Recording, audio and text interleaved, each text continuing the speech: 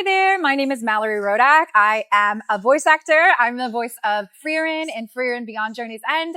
And you are listening to Podcast Across Worlds, Hawaii's #1 podcast for anime and manga. Aloha, everyone. Welcome to Podcast Across Worlds, where we like to watch a lot of anime, read a lot of manga, and talk about them for hours. I'm your host, Lehua Superfina. And today we have an incredible guest who has worn many hats in the anime industry, from sound engineer to voice actor, and now ADR director. You've heard his work behind some of your favorite anime series, video games, and even TV shows. He's worked on projects like Great Pretender, Mobile Suit Gundam, Honkai, Star Rail, and has lent his voice to iconic titles such as Genshin Impact and Pokémon Horizons. Whether he's directing English dubs or bringing characters to life, his influence in the anime and gaming industries is undeniable. But beyond his impressive resume, we're here to explore the journey that led him to where he is today, his personal experiences in and out of the studio, and what excites him about the future. Without further ado, please welcome Michael Allan Schneider to Podcast Across Worlds. Hello, thanks so much for having me.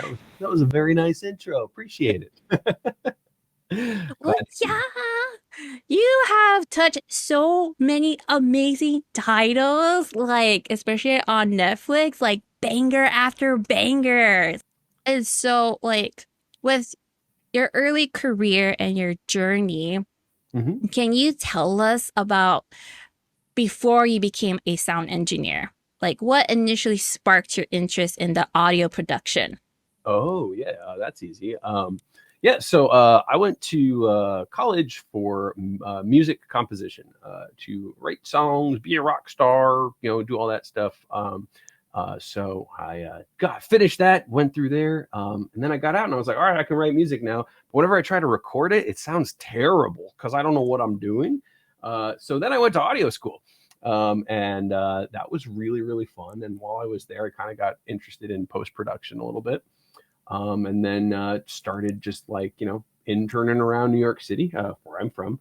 And just kind of like I got into the ad world and I became a mixing engineer. So I was just like mixing spots for like GE, Pepsi and all that stuff. And, doing that kind of whole jam in the soul sucking world of advertising.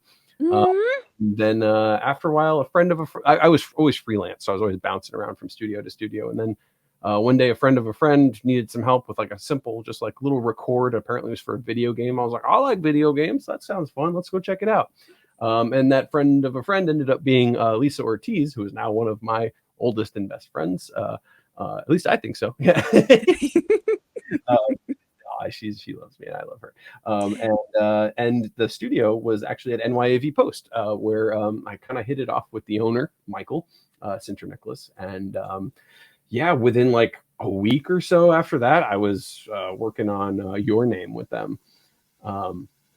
So that was that was the very first anime I ever touched. So pretty heavy start. Your Name, your first title for anime? Dang! Right off the bat, I was like, oh wow, this is crazy. Okay, cool. And then from then on, it was kind of just like all downhill from there. It was a couple months, maybe. I don't even know if it was weeks or months anymore. It's been a long time, about 10 years. But like, Michael was like, hey, we got this show. We need some help directing on it because the guy directing it is moving to LA. I was like, okay, cool. I don't know how to do that though. Don't worry about it. It'll be, it's no problem. It was like the CGI, like Korean kids show that I don't think ever ended up going anywhere. Like it aired in Korea. Our English dub aired in Korea, but like, oh, cool. It was weird. But anyway, that was my first thing into directing, and I guess it went pretty well because they just kept giving me more and more stuff to do, and that's pretty much where that all began. Yeah. Wow. So, could you compare what it was like when you first started to now? Like, are there any huge differences, like with audio engineering and ADR directing? Yeah, well, I mean, the biggest difference is I don't really engineer anymore. um, so that's the biggest thing. For most of my career with that stuff, I was direct engineering, where I would do both at the same time. Um, and so that was like for the vast majority of the stuff I've worked on, actually, to this day, still, that was kind of how I was doing it until I moved out to LA, and started working with different companies where I was actually able to split the workload with an engineer and like free my mind from doing two jobs at once, you know? Yeah. So the biggest difference for me is now I don't have to do two jobs at once, most of the time. Yeah, we'll see how long that lasts. It seems like people are, the way budgets keep shrinking and growing and shrinking and growing, mostly shrinking. Who knows? We might be going back to that soon.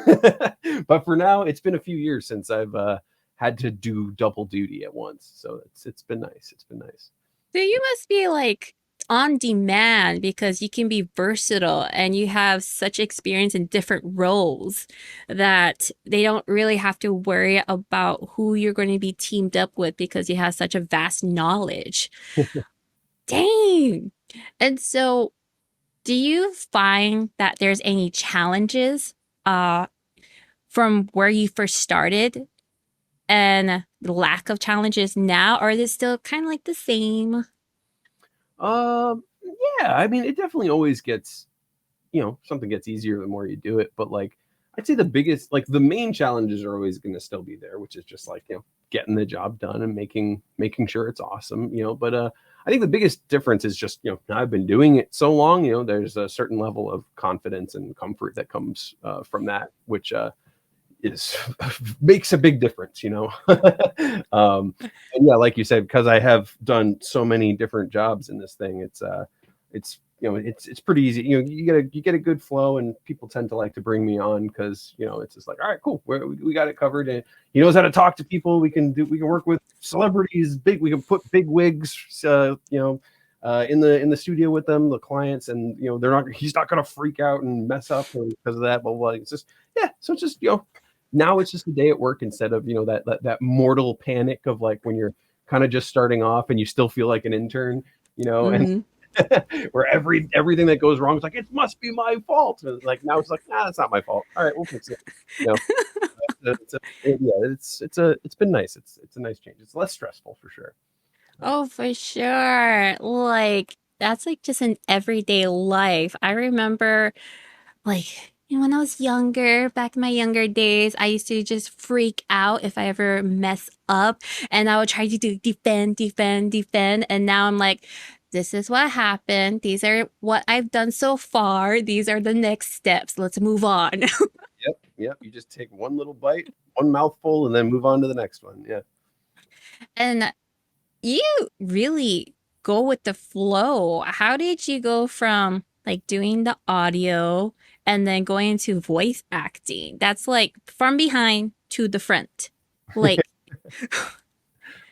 Yeah, it just seemed fun. Well, since I was the engineer at the studio, like their head engineer at the time, I was also in charge of like organizing all the auditions and having all that set up.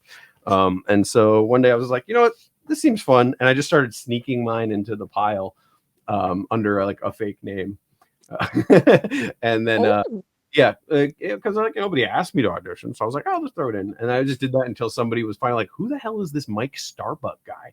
This is like, "Oh, it's me."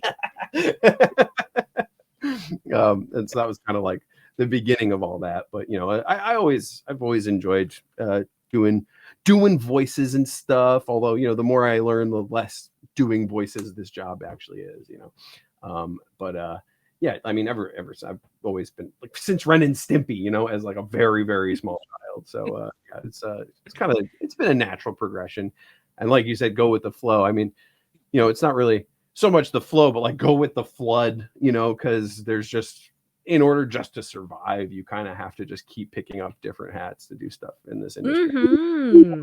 A lot of money, and there's and the work is hard to come by, and you got to like really be ready to do whatever. So Mm-hmm. notice that the people who kind of are able to stick it out are the ones who are able to be versatile and do a lot of different things. Would you say that from working behind the scenes, it gave you like a better idea of how to audition for these characters, or have a better understanding what the casting director was looking for, since you've been in that type of role too? Yeah, a little bit for sure. Although I'd say, like, I hesitate to say yes, definitely, just because, like, I still learn more every single day about that stuff, that, like, to the point where, like, that little bit of extra bump, it almost seems insignificant at this point. I mean, and also, like, every single casting director is so different. You know, you never know. I mean, some people, and that's kind of half the thing of getting, into this industry, I feel like, is like learning who you're talking to when you submit things, because if it's this studio, I don't want to read it like that. And if it's this studio, I certainly don't want to read it like that. And if it's this studio, I definitely have to read it like that. Like, you start to kind of learn the lay of the land, and that's a big part of it. So, yeah, I mean, I think if anything, it almost was more of a hindrance, because I was like, this is how it works. I know how it goes. And then I would go to somebody else, like, that's not how it works here at all. I was like, oh, okay, cool. Tight. You're like, thank you for letting me know. Now my viewpoint is wider. Thanks. Yep. And then, so looking back at your early voice acting credits, what stands out to you about those essential or initial experiences behind the mic? Oh yeah. Well, the actual, like, early credits were really, really cool, because it was mostly stuff that, like, Michael and Stephanie at NYAV were, directing. And so they kind of were, like, throwing me in as, like, just, it was kind of like a little bonus thing. Like, hey, you're part of the team, blah, blah, blah. Yeah, hop in there. I like saw myself on the schedule one day. I was like, wait, what? I thought I was, huh? So, like, my very, very first credit was in, what was it called? A Silent Voice, doing some bits in that. And so being directed by Michael, of all people, like, is just so incredible. Like, I spoiled me forever, I'll tell you what. And so he, like, just really, he's just so good at working with people who are, new, and, like, getting great stuff. Like, it's just, yeah, if you haven't been directed by Michael Sinter Nicholas or Stephanie, I can't wait. You're in for it. I tell you what, because you'll never hear yourself sound better. Yeah. So that was a great thing about that one. And then there was also this weird show called Last Man that we did, which I loved so much, but it never really went anywhere. Actually did. It went to this weird server. I don't know if you know about Verve or VRV. We went straight there and never went anywhere else, but it was such a cool show. So that was, like, my first named character ever was in that one. And that was another really, really fun one with Michael. So yeah, those are very, very good memories. It's called The Last Man Stand. No, just Last Man. Just The Last Man. What was it about? It's weird as hell. It's about this guy it's just like he's almost like Terry, actually. Like, just a guy in jeans and a shirt just fighting demons who are showing up, and he's like, this is so stupid, I'm supposed to be having a good day. So it's really cool. Crazy, very, very weird, violent, gory, sexual. Like, it was nuts. That was the first show I ever worked on where somebody who was like, somebody was recording some of our actors at a different studio in Texas, because we were using actors in Texas.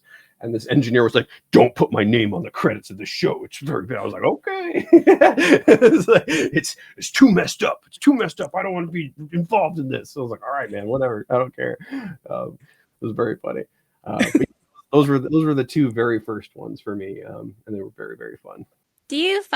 What did you find most surprising difference between working as a sound engineer or behind the scenes versus being the actor? Let's see.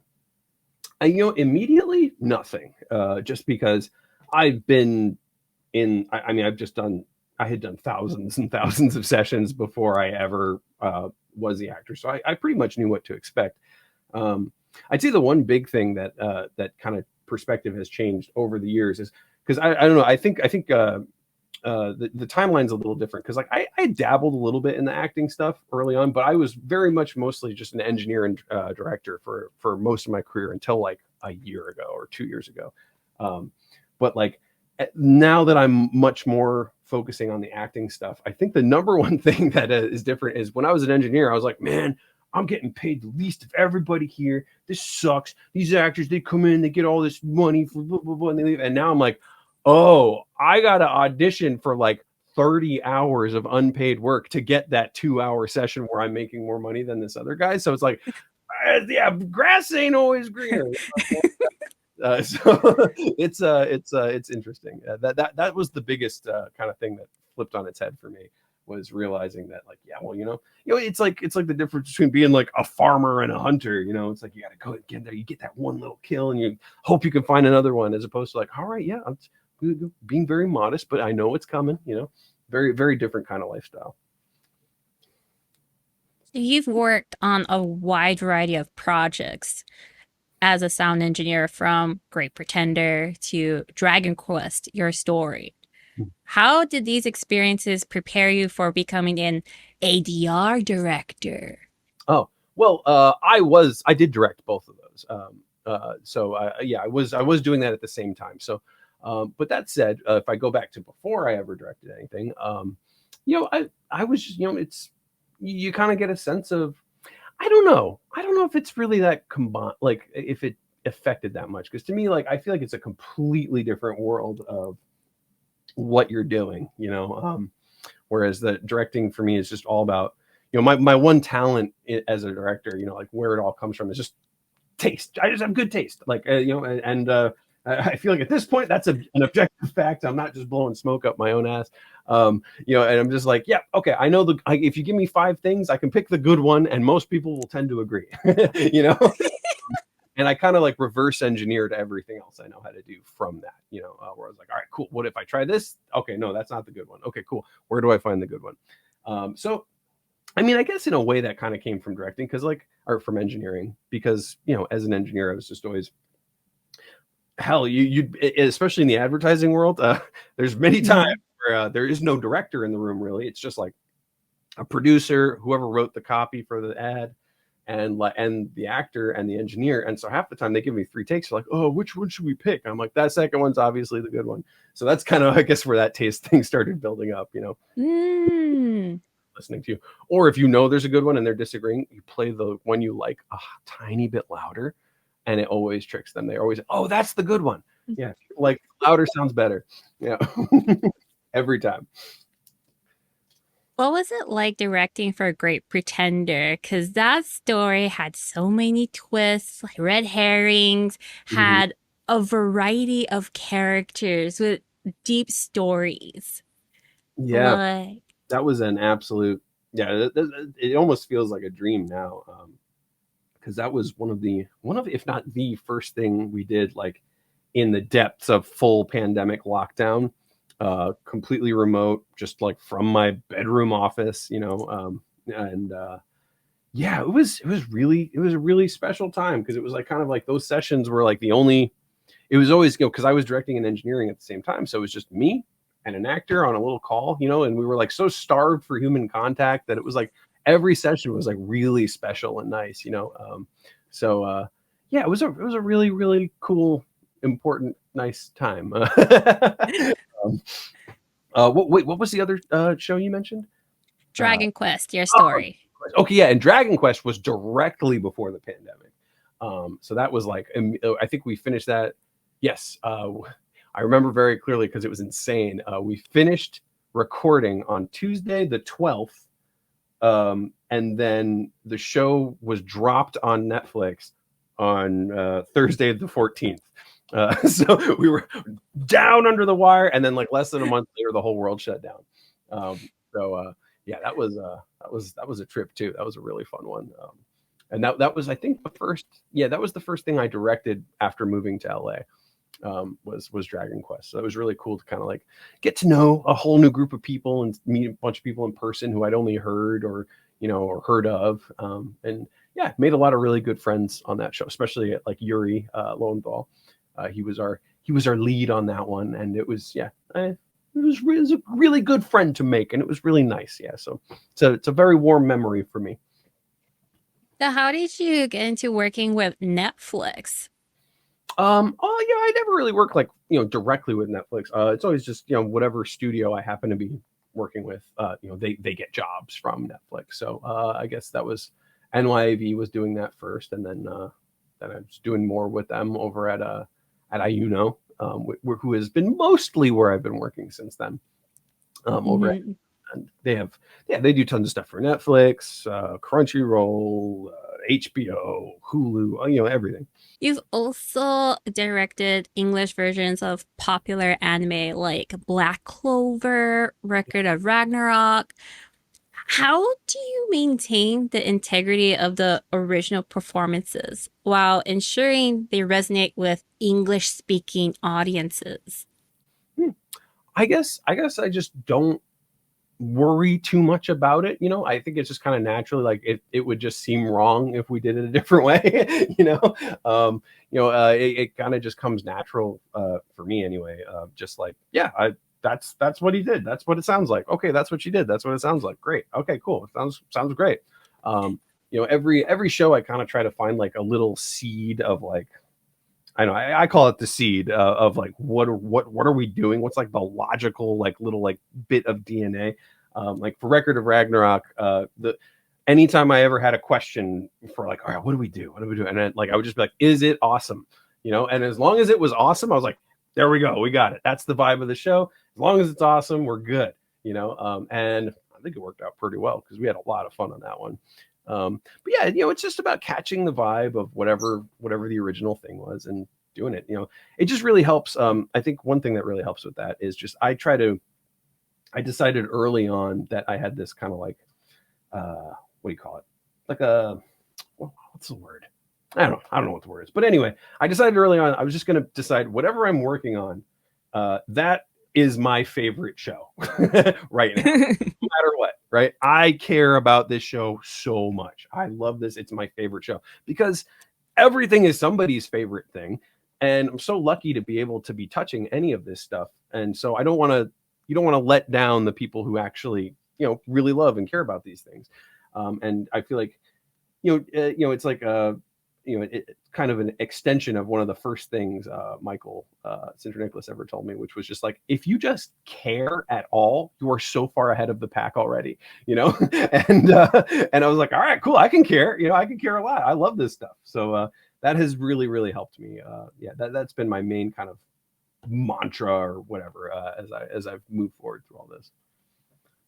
Oh, and then as a ADR director, what do you think is the most critical skill to successfully guide voice talent? There's a million different things. And I think that like, every director has their own kind of style, the way that they work with things. And, but for me, the way I approach things, the most important thing for me is like, I'm very good at, empathizing with a person, whether it's the character or more specifically the actor. And because like the most important thing is, are we speaking the same language? And I think I have a very good, one of my superpower, in addition to the taste thing I was saying, is also like I could just get on someone's level and make sure they know what I'm saying, and understand what they mean, and they can understand what I mean, and finding a language that works for both of us. Because at the end of the day, that's 90% of the job, right? It's like, how do I make you understand what I need from you, while also never upsetting anybody? Because again, my job is to juggle the egos of like the most sensitive people on earth, actors, So it's always fun. But yeah, I'd say the number one thing is just being able to connect with people is the most important thing. And then how do you get your titles that you become in charge of for directing? Is it like the studio presents you, we have these titles, let us know what's your first, second, third, fourth, fifth pick, and then we'll be able to distribute them as much as possible? I wish. Mostly it's like I sit around trying to make sure people remember I exist, and then hope to the heavens above and the demons below that somebody calls me up and says, hey, we got something for you. And that's generally that's my general strategy. I can't imagine having a choice of shows. That would be so cool. That has not happened yet. You're usually just fighting for whatever you can get. Yeah. Are there any particular projects that hold a special place for you? Easily. The biggest one for me is Promare, for sure. That is my baby, and that's the one that's the closest to my heart for many many reasons. Yeah, I love Promare. It is. I'm so lucky to have been able to touch that. Yeah.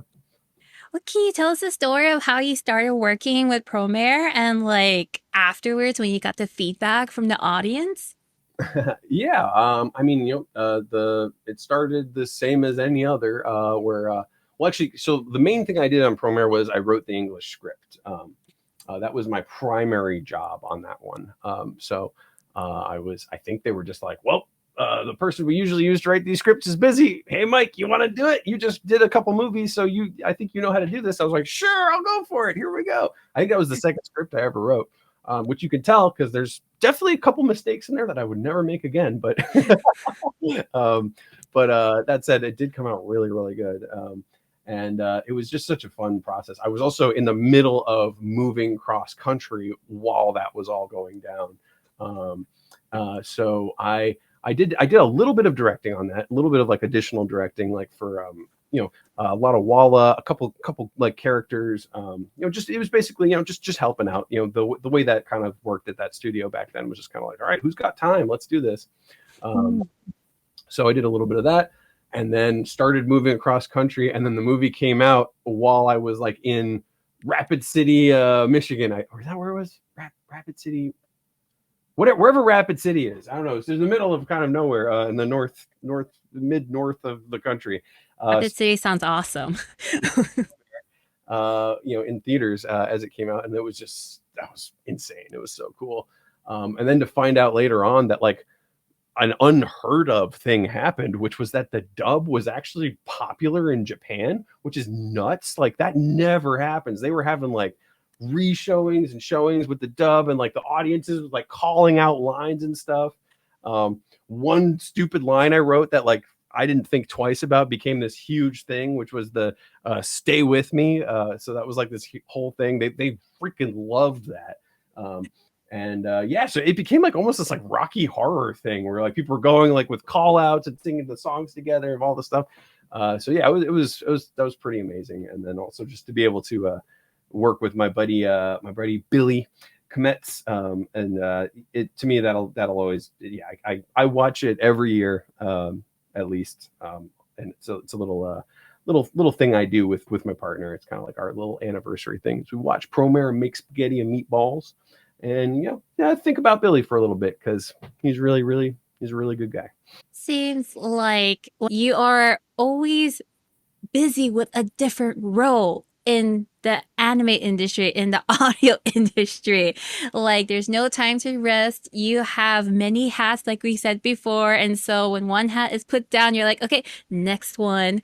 And what do you do in your free time? Do you even have free time? Well, I'll clarify a little bit. It's not exactly like that. It's more either it's actually when I'm working, that's when it's insane, and then that stops, and then it's like, all right, when's the next thing gonna happen? Then you got a whole lot of free time until the next thing shows up. So it's very very hunter gatherer a lifestyle where it's like, all right, got something great, I'm good for a little bit.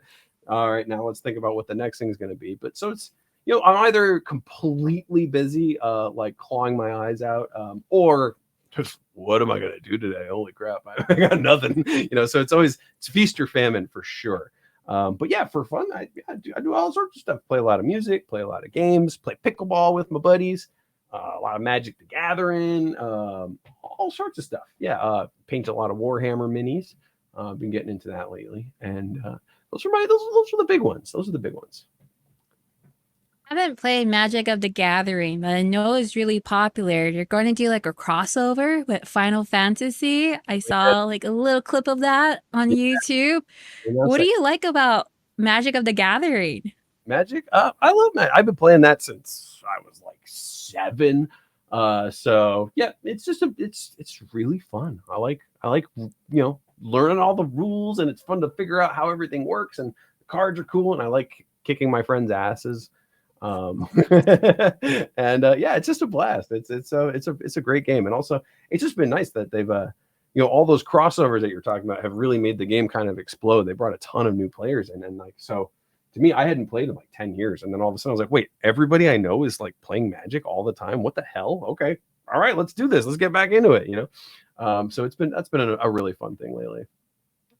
What did you get into Magic when you were the age of 7? Did you have friends that were playing to like want to play too, and then you just got into it, or were Uh, there like adult mentors around you? no, I just saw the cards at like the local, you know, candy shop, bought them, and then I, you know, made my friend play with me, and then yeah, that's pretty much where how it starts.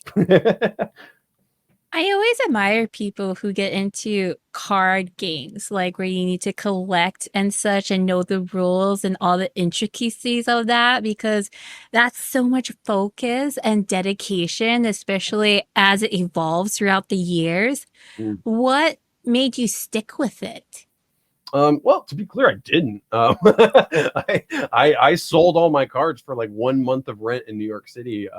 You know, probably like 10 years ago, and then didn't touch the game until like maybe 6 months ago. So I guess I didn't stick with it very much. But you know, the reason I got back is that it became much more you know, economically feasible to play the game for a variety of reasons. Yeah. And I was like, okay, cool. Yeah, at least it's not going to take all of my money to play this stupid game anymore. Great, love it. Yeah. So when you weren't playing with Magic, were you more involved with video games and music then? Yeah, I guess so. Yeah, yeah. I mean, I've always done all those things. It was never like it was never like the number one thing in my life, for sure. It didn't take that much of a giant place. So, but yeah, I've just always been doing the same stuff mostly. You know, it's always one game or the other. You know, just but yeah, always playing music for sure. What kind of video games were you playing? Like, what could you play at that time? At which time? Maybe when you were 7 and afterwards. When I was 7. Yeah. Yeah, everything. Yeah, whatever was out. Geez, what year was that? It's like 94. So that's like dead center. Like that's like Super Nintendo era, if I'm not mistaken. Maybe very very early PlayStation. Yeah, Super Nintendo for sure. Yeah, so tons of Nintendo, Genesis, all that stuff. Lots of Altered Beast and Sonic, and you know, the early Final Fantasies, and yeah, Street Fighter, Fatal Fury, all that stuff. Yeah. Yeah, I just always did whatever. Yeah, I just play whatever people will play with me. It sounds interesting how I hear other people were playing video games, because I grew up on an island called Molokai, and our exposure to video games were either at a shop that had an arcade and the video rental store. That was it. And so probably every weekend we would go into the video rental store and just see what games are available, like what they brought in. Yeah. And we would just play whatever's. Like we wouldn't know what it was like because there's no advertisements for us. We didn't have like those monthly catalogs for us to look at. We just looked at it. And this was before I could read either. So I was basing it off the covers. I was like, this looks fun. And I ended up playing it and I was like, this is hard. Oh, yeah. I remember that. I had once when I was very little, I for some reason like browbeat my mom into getting me at like Walmart or something, getting me like the American Gladiator Super Nintendo game.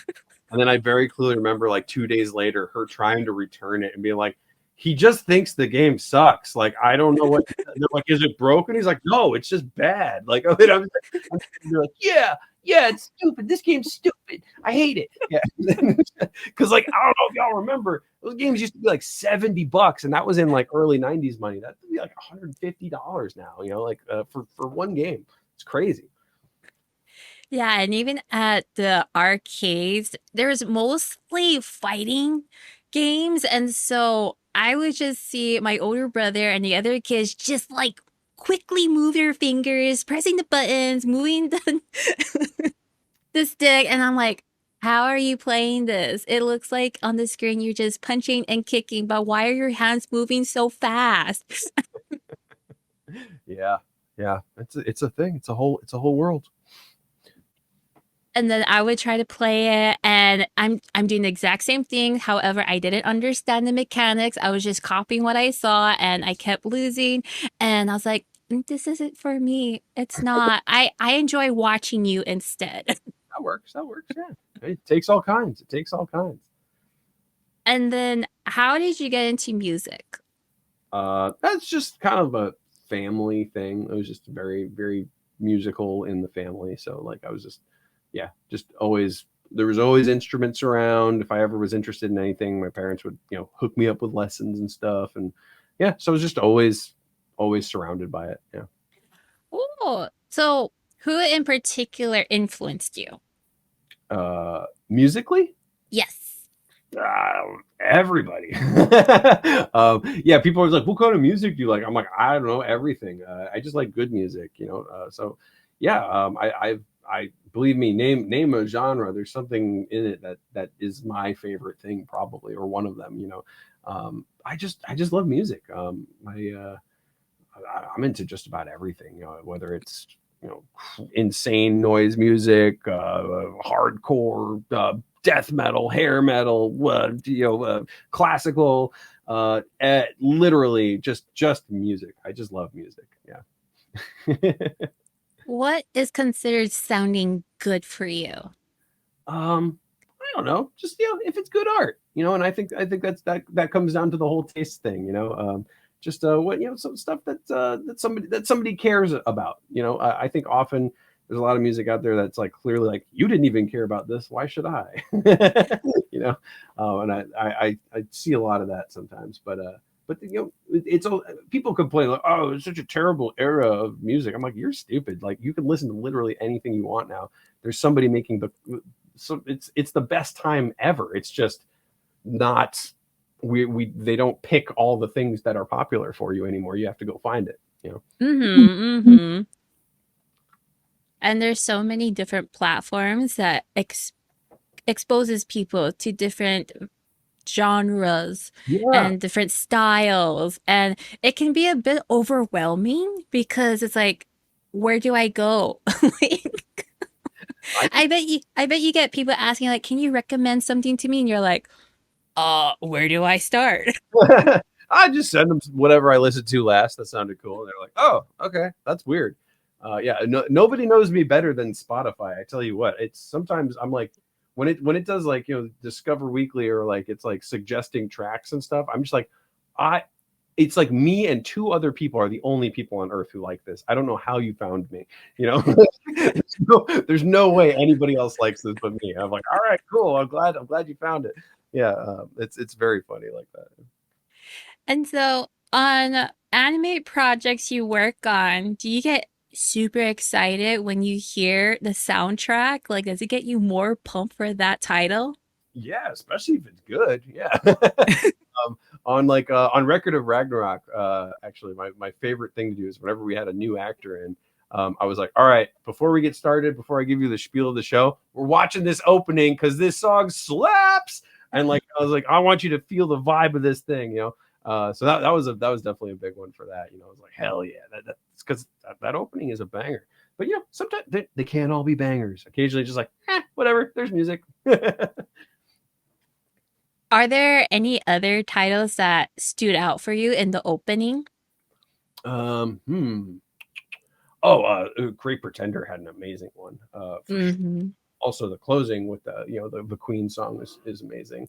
Those two are pretty darn big ones. And if we're going with soundtracks, Promare, obviously, Inferno is forever something I will listen to all the time, no matter what. Yeah. Speaking of music, did you see the anime movie Belle then? Since that had music. Did I see Belle? No, I did not see Belle yet. No. Was that on your need to watch list, or was it like, it's under my radar, I'll get to it when I do? Yeah, more than secondary. I don't have anything against it or anything. It's just there's so much stuff to watch and do. It's hard to keep up. Yeah. I think I almost went with a couple friends who were in it to go, and then I couldn't make it. So, and then I was like, all right, well, I missed it. Like, I'm surprised you even watch any of the anime because you work on it in so many different ways that you could get sick of it. Like, on some titles, you're like, I've read the script. I've listened to people do the lines over and over. I've looked at the screen where they do the flaps, and there's just so much exposure to it that you're like, I need a break. I can't watch anymore. Like, so I'm very pleasantly surprised that you still watch anime titles. Oh That yeah. Hell, the ones that you work like that I work on are the ones I probably watch the most because it's just like it's definitely a different experience, because it's just like this whole thing is my baby. Every little moment is something that like I did or screwed up on or blah blah blah or blah, blah, like and figure out everything. So it can be painful at times, but yeah. And then I will say it's easier for me to watch older stuff than newer stuff, just because especially like when you're like, man, why didn't I direct this? Come on, like, I was available. Let's go. Come on, guys. That's the thing. And then and I don't like to feel like that. I like to just stay positive and be in a good mood. But yeah, I keep up with a few though for sure. Just to make sure that you got to know what's going on. Sometimes you got to check in and make sure. Any industry that you're in, you got to know what everyone else is doing. Because I think there's a big mistake is people often think like, oh, well, everyone else sucks. They don't know what they're doing. It's like, well, you go check that out. That people are actually pretty damn good, just about everywhere. You can find something. There's always something to learn from everything. I heard you also do classes for voice acting too. How did you do that? Yeah, I was just, I think it started one day where I was like, oh shit, I'm not gonna make rent. and I was like, I wonder if anyone will do this if I say I'll do this, because I've done a lot of teaching in my life, mostly music. I did all throughout like high school, college, and after college. I was a music teacher, to kind of help make ends meet. And then I was just like, what? I've been doing this long enough that I think my opinion actually matters. People tended to agree, and so it's been really, really good. I've got a good bunch of coaching students, and I also have a workshop that I run pretty, semi regularly called The One That Booked, which is kind of, it was something I noticed that nobody else was really doing. Where basically, it started off as just stuff that I directed. I was like, hey, audition for these roles, and then we compare yours to like the one that actually got it, so you can see, because you very rarely get to see like, how do you actually get this stuff? Like, what are the? Yeah, I see the person who's there, and I've seen their performance in the show, but like, what did they submit? What did they do to get that role? So it's been people really, really like it, and it's been a blast. Yeah. Just had a session yesterday. It was wonderful. Oh, so you're able to get the whatever was submitted of the people who audition and compare it with your students too? Oh, yeah. That's so interesting. Yeah, actors are generally very, very happy to give permission to play their auditions, and so yeah, it's been working out pretty darn well so far. Wow! And then when did you start your courses? Well, yeah, they're just workshops, really. So I think like about a year ago I started doing that one. Yeah. Ooh. And then when remote came into the picture, were you like, yes, come on in, everybody. I'm available wherever you are. I got you. Ideally, but most of the work is here anyway. So that's been I haven't really done much remote stuff as far as like where the home base is somewhere else. It's usually, if it's remote, we're doing remote actors from elsewhere, but we're recording here. I guess the most remote thing I've done recently was like the Black Clover movie, because the whole cast, other than like 4 new characters for the movie, were in Texas. When you are getting projects, like, were there any that you heard about and you were like, I want to work on this? What were the ones that, stood out to you? As far as that, like I said, you don't usually get to pick what you're going to end up working on. So for the most part, it's been discovering new stuff I didn't know about. and being just, like I said, being like, all right, this is my new favorite thing. Here we go. I think the last time, when was the last time I was like, oh, this one? I mean, Black Clover, actually, obviously. I was like, holy shit, Black Clover? Really? What? Why? Y'all are doing this and you're giving it to me? Okay, cool. Let's go. That was huge. That was yeah, that's a perfect example of what you're talking about now that I think about it. Yeah, that was incredible. It was very, very, very exciting to be able to just like kind of reach in and grab that cast and be able to play with all those characters, on something that's so established and people love so much. It was really cool. And then how much of a time ahead of time does your studio let you know, hey, we got these projects? Keep your schedule open for when we contact you. Like, do they ever do that? Or are they like, here you go, are you available or not? It's all over the place for sure. Sometimes it's like, hey, you busy in 6 months? I'm like, I don't know, man. Whatever. And sometimes they're like, oh, okay, we're starting tomorrow. I was like, what? So it really can run the gamut. It depends wildly on so many factors that are out of everybody's control. I think that's the one thing that people don't understand a lot about this industry is like how like held together by duct tape it is. Like there's not a lot of set rules. There's not a lot of set like the way things work in most cases. It's kind of just like, all right, how does this one gonna go? And that's kind of what I love about it, because every single project is a wildly new experience, and yeah, it's nice. And so when you're not working, what are some of your personal hobbies or interests? Like, do they influence your creative work in any way?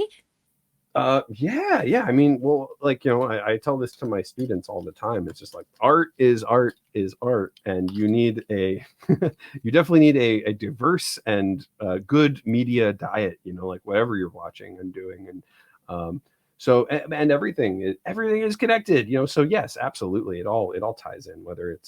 Whether I'm painting, I've learned things about directing from painting. I've learned things about directing from music. I've learned things about acting from seeing live musicians. I've learned it from sports. Like everything. Everything's connected for sure.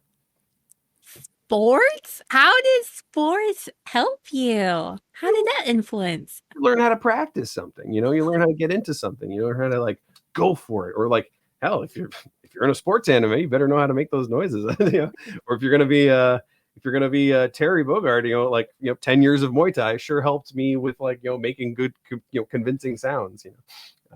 For sure. Yes, Terry Bogard. What was it like when you got that role? Oh yeah, I just looked at my phone and screamed, and my partner was like, "What is wrong with you?" I was like, "Ah, ah, ah!" Like it was insane. Because I mean, I didn't even believe it, at first. Because they didn't say like what it was, because I was like, is this King of Fighters? Is this some mobile game? What's going on? Like I don't know. This is certainly not a new actual like game. And then I was like, wait, it's Fatal Fury coming back, and I'm Terry. What?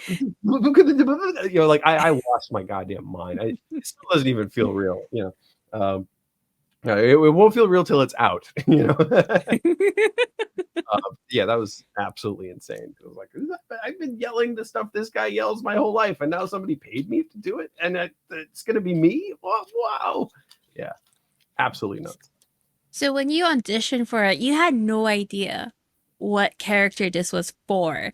You were just told the description and you just channeled from your experience and just brought this character to life, not knowing what the face was. I knew it was for Terry. I just didn't know what game, like if it was going to be a real, actual like mainline game or just like some weird mobile thing. Because you only get a few lines to go off of, so you never know like how they're actually going to use it. So I don't think they had character names, but I was like, that's Terry Bogard. What the hell's going on here? Like I was like, and these other characters, whoa, yeah, whose names I shall not say. But there was a lot going on. Yeah, it was just like, oh wow, this is interesting. Okay, cool. Yeah, at first I was like, oh, another King of Fighters, huh? Interesting. But I was like, but where's all the other? There's people missing if this is King of Fighters. I was like, oh, wait a minute. Yeah. And so What are you most excited about in your career or personal life right now? Oh man, what am I most excited about? Well, I'm really excited about seeing like what happens with with all the Terry stuff happening. I mean, once Fatal Fury comes out, it's going to be a whole new thing. He's already out on Street Fighter, which is amazing. It's been a really nice reception. Yeah, and I'm hoping people like it, and I hope people like want to see us. Yeah, I'm gonna ride that momentum to the damn moon. As far as I tell you what, really excited about that. Really excited about hanging out with my puppy, my little guy Tony. I love him very much, and yeah, so he makes those lazy days at home where you're watching the phone waiting for a call to come in and give you a job much more fun for sure. Yeah, those are the big ones. I like to hang out with my dog, and I like to yeah, just another thing I'm excited about is I'm going to start streaming soon. So I'm going to be launching a stream, and so I'm very excited about that. That should be very fun. Like streaming video games, streaming like Twitch. a show on Twitch? Yeah. Oh, for sure we'll include it in the description so people can like show up and support. Yes. And what kind of breed is Tony? He's just Tony. He's like he was a Tijuana street dog. They just kind of like picked him up off the street, and then we got a hold of him. So he's just him. There's ain't no other dog like Tony in the world. I tell you what, he's just a little guy. But he's just a little. He kind of looks like a permanent black lab puppy, which is kind of the perfect dog. But just like a skinnier version. And yeah, he's the best. He's literally the best dog ever. Sorry, he clears all other dogs. Yeah. How long has he been part of your family? About 8 months now. He's just about a year old. We got him at 4 months. Whoa!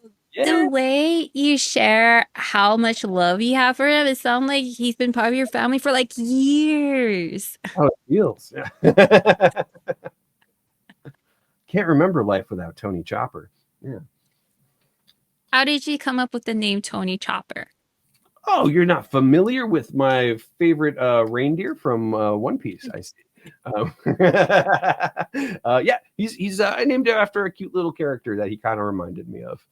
Yeah, I thought so. I just wanted to make sure. I was like, why did you pick that name? But why? Why that name? Did he remind you of Chopper, or like that's your favorite? And you're like, that's the name. believe me, it makes sense. You hang out with him for a couple minutes and it makes sense for sure immediately. Yeah, he's just that little guy. Yeah. Because I had a cat. Actually, I had a couple of cats in my past, and I was asked like, "What do you want to name him?" And I said the first one was Belle from "Is It Wrong to Pick Up Girls in a Dungeon?" I was thinking Beauty and the Beast. And I named him because like he was black and white, but he had mostly white fur, and Belle had white hair. So I was like, Belle. Belle. It's a good name. It's a good name. Yeah, I guess I just pictured Tony just being like, "No, that doesn't make me happy at all, you bastard." Like he's just very, yeah, he fits. It fits. And then for your streaming, when are you going to start that? Is it going to be this month or next month? Probably this month. Or wait, what month is it? It's still October. Yeah. Yeah, either in the next couple days or early next month, likely. I've already been doing like some kind of unannounced test ones just to kind of work out all the kinks because it's all super brand new to me. I'm like learning all the ins and outs, and yeah, seems pretty straightforward. And also, I wanted to make sure I like doing it at all, which I actually kind of do. It's been really, really fun. So I was a little worried that I was like going to get all into this and start and be like, this sucks. I hate this. Oh God. I hope this isn't successful because I hate it. I don't want to get stuck doing something that's awful. But no, I actually enjoy it quite a bit. So I'm hoping it takes off. I hope we have some fun. Yeah. Wow. So did you find yourself getting into, I want this to be perfect. Oh, this doesn't sound that great. Let's tweak this a little. Oh, I don't know about this equipment. Maybe I should try something else. Like, did you ever get into that hole of like becoming a perfectionist? That is, I'm very good at not being a perfectionist and very bad at when I need to be a perfectionist. So that came natural. But I kind of started going into that hole a little bit, and I was like, oh god, there's so much to do. I gotta make all this layouts and blah blah blah. And then I looked at like all my friends who stream, and like most of them, it's like I just put my face in a camera in the corner, and I'm like, yeah, you have like dozens of thousands of followers. I was like, okay, cool. I'm just gonna do what you do, man. Yeah. But yeah, you never know. We'll see. As it progresses, we'll see where it goes.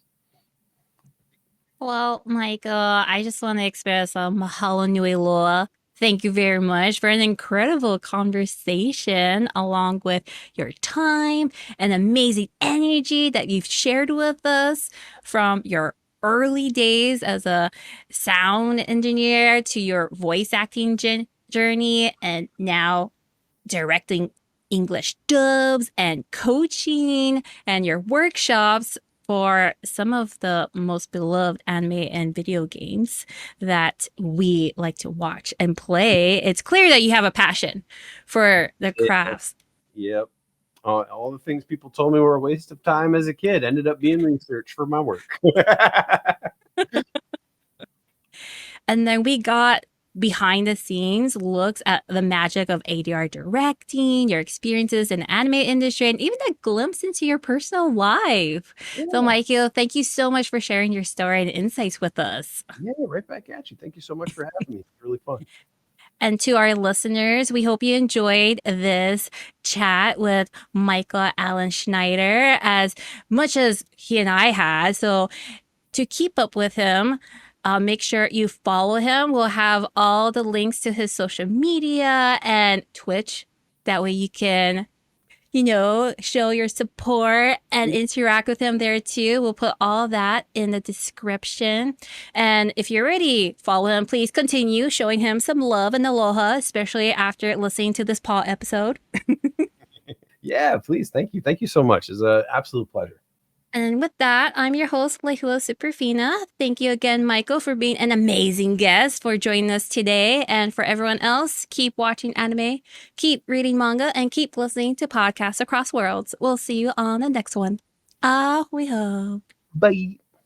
Thank you for listening to Podcasts Across Worlds. This is a passion project that was created by Lehua Superfina and is co-hosted by myself, Mikhail Casnova. If you enjoyed this episode and any of the topics that we talk about, or any of the guests and voice actors and various people we have on the show, then make sure you do us a solid by, if you're watching it on YouTube, which is on youtube.com/Lehua Superfina, then make sure you like the video, share it around with someone you think would enjoy it, as well as leave a comment on what you think could be improved, or what you liked, what you didn't like, and all that in between. If you're listening to the show on any of the major podcasting outlets, such as Amazon Music, Spotify, TuneIn Radio, Apple Podcasts, Google Podcasts, or any of the others, then make sure you leave a rating, leave a comment, interact with the polls that we put out, and so much more. If you want to support the show, we do have Patreon, as well as many other methods for supporting. And with that being said, we're signing out. We hope you enjoyed this, and we look forward to seeing you in the next episode. Keep listening, keep watching, and keep enjoying Podcasts Across Worlds. We'll see you around.